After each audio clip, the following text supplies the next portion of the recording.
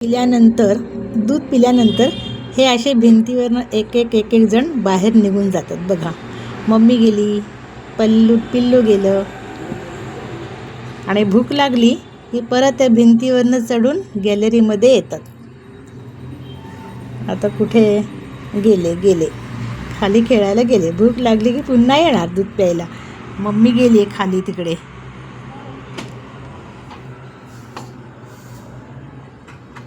उन्हामध्ये बहुतेक गेली असेल.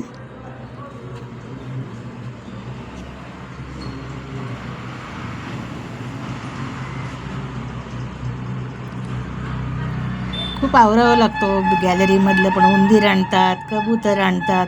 काय करणार, काहीच करू शकत नाही.